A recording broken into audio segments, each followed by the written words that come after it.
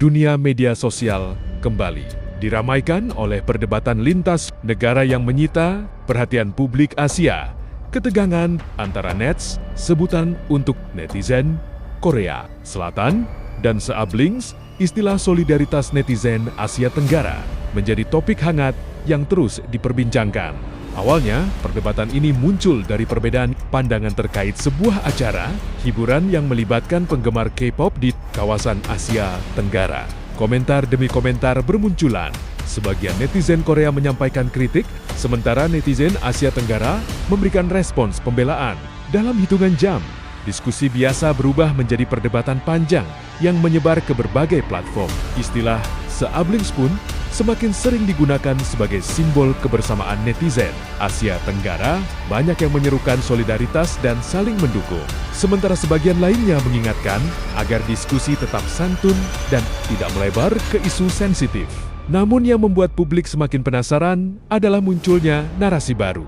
Jepang disebat-sebut ikut memberikan respons terhadap dinamika ini. Beberapa konten kreator menyoroti bagaimana warganet Jepang tampak memberikan komentar yang dinilai lebih netral. Bahkan, ada yang dianggap simpatik terhadap Indonesia. Situasi semakin menarik ketika nama Kim Jong-un ikut disebut dalam beberapa konten yang beredar, walaupun tidak ada kaitan langsung dan tidak ada konfirmasi resmi. Penyebutan nama tokoh internasional ini membuat pembahasan semakin luas dan penuh tanda tanya. Pengamat komunikasi digital menilai fenomena ini menunjukkan bagaimana media sosial mampu memperbesar isu dalam waktu singkat. Perbedaan opini yang seharusnya bisa diselesaikan melalui dialog terkadang berkembang menjadi narasi yang lebih besar karena efek viral.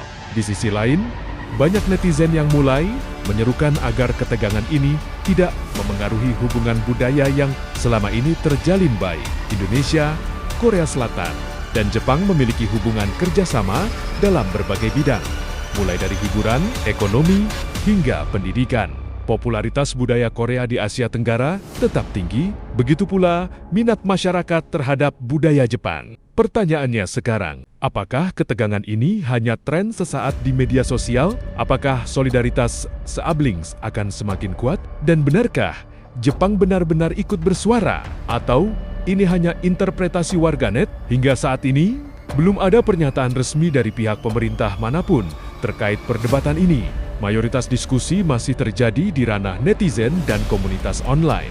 Banyak pihak berharap agar perbedaan pandangan tidak berkembang menjadi sentimen negatif antar negara. Sebaliknya, momentum ini bisa menjadi pelajaran tentang pentingnya komunikasi yang bijak dan saling menghargai di era global. Kita tunggu bersama bagaimana dinamika ini berlanjut. Karena di era digital, suara netizen bisa menjadi kekuatan besar, baik untuk memperkeruh suasana maupun untuk membangun pemahaman.